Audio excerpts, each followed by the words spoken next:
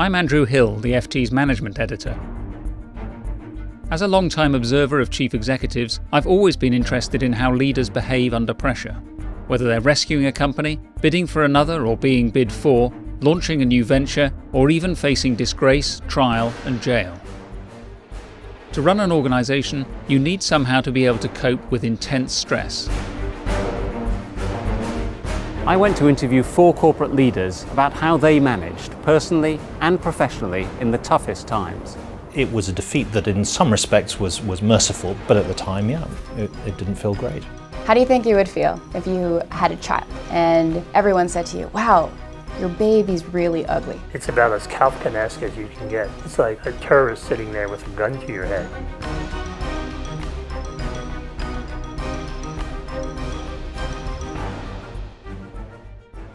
For intensity and pressure, few business dramas match a hostile takeover.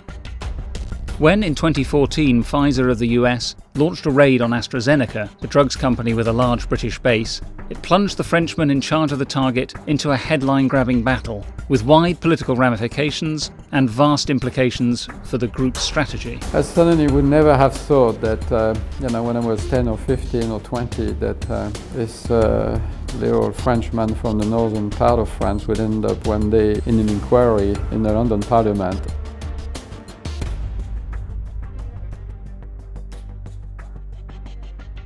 You've said that you used to get into fights. Was that just a yes, I did. useful... This was a long time ago, when I was young.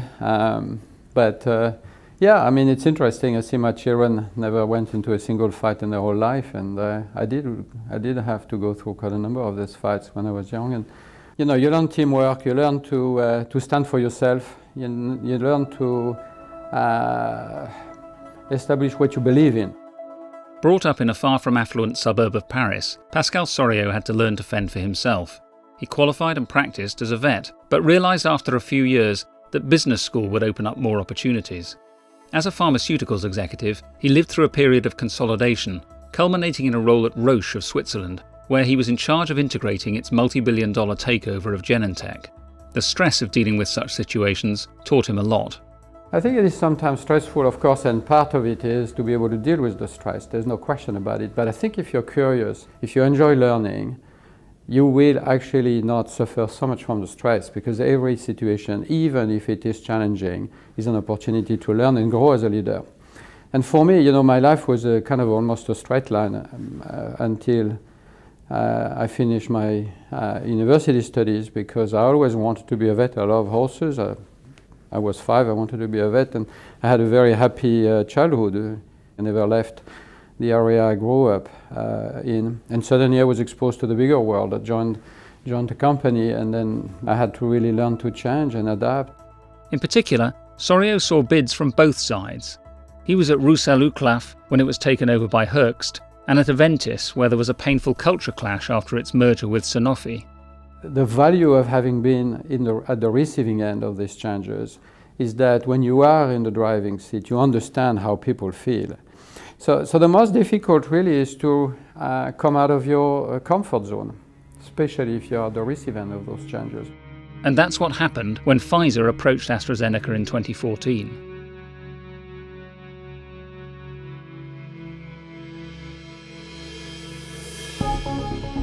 Soriot was already under pressure.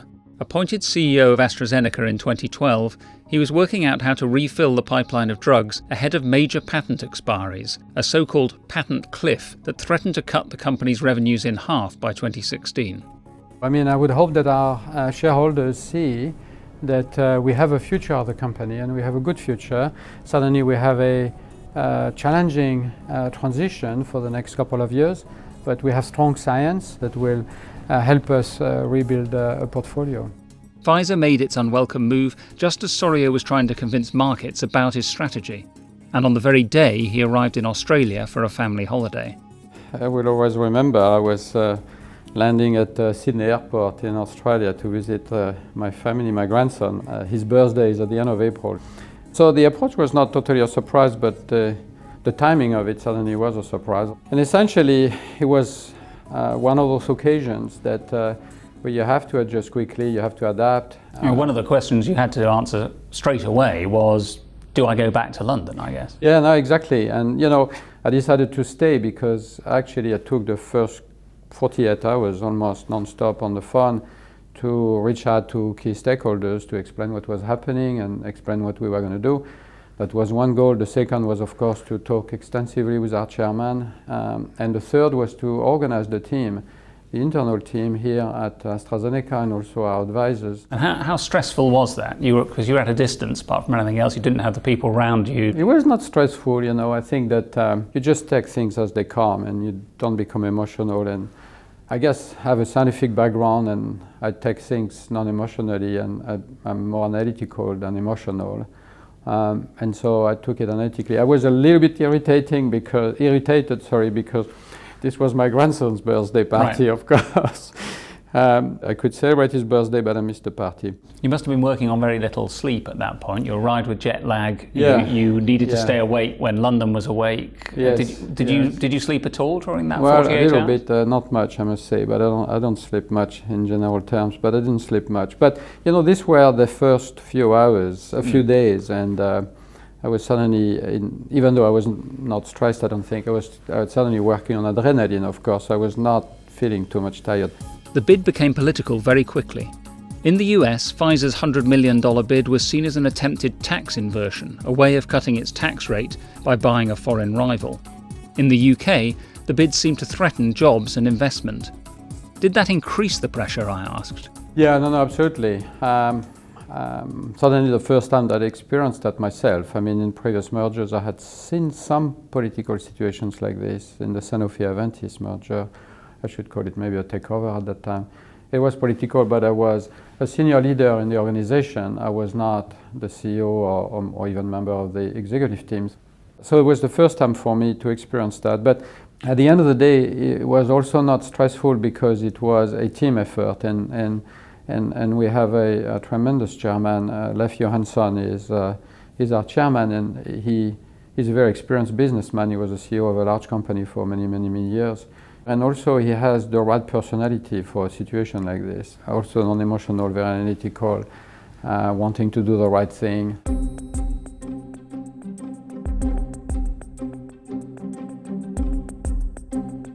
As the political tension increased, the French boss of AstraZeneca was called before a parliamentary committee to answer questions. It was new.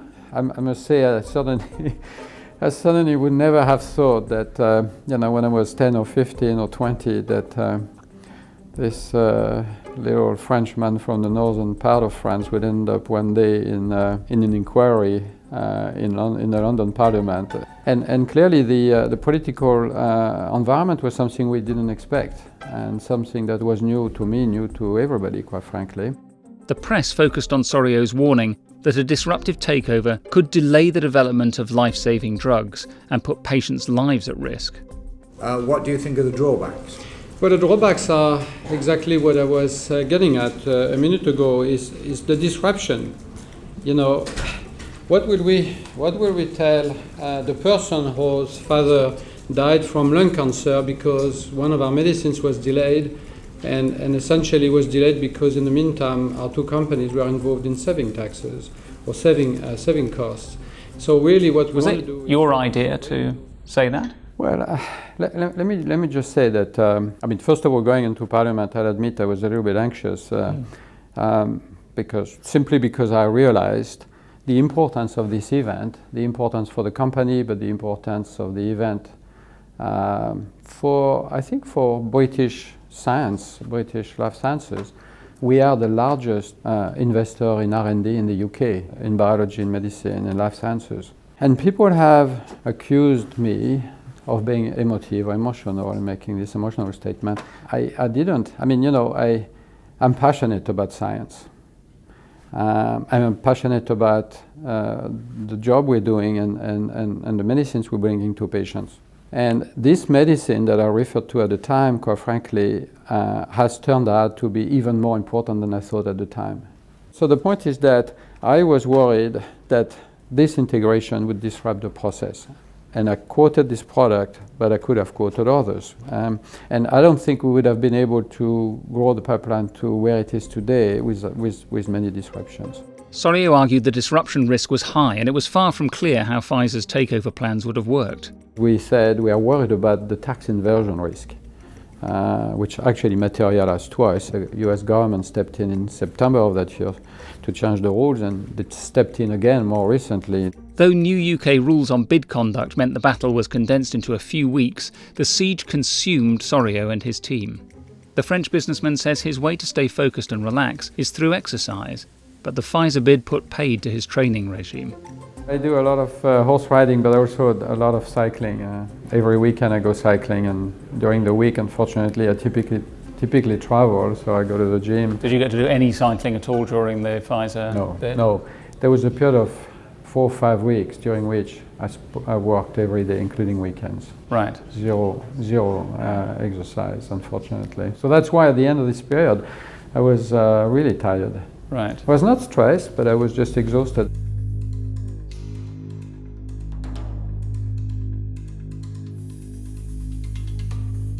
There were, however, some positive effects on morale. There was a bit of anxiety, of course, in the organization, as you would imagine, but there was also a lot of energy that was freed out of this. People stepping up and saying, what can I do? How can I move faster? How can I do this better? How can I contribute creating more value for the company?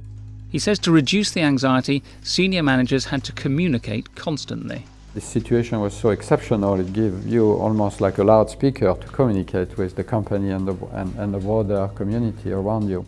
Pfizer ultimately withdrew, but the short-term bid stress turned into more sustained medium-term pressure to meet expectations, including an ambitious sales target for 2023. The fact his board had turned down an offer of £55 a share, a level AstraZeneca's stock has only briefly attained since, also seemed to hang over the company. You know, at the time we never said we would achieve that overnight. It's a 2023 sales target we have, and we are very much on track to get there. Our plan last year reconfirmed that we are on track. In fact, our pipeline has progressed more than we thought. We have a strong oncology pipeline. As to the £55, I keep reminding everybody that this was a number on a piece of paper that would never have existed because the US government stopped this tax inversion, and basically the deal would never have happened. So does that doesn't feel like a pressure, other than the scrutiny of journalists and others? It sort of does feel as a pressure, not so much because we said this is the value we see in the company, but because I feel the pressure to deliver. You know, I'm first of all delivery of our medicines to patients because they need them, but then of course as a result delivery of our commercial and our financial results.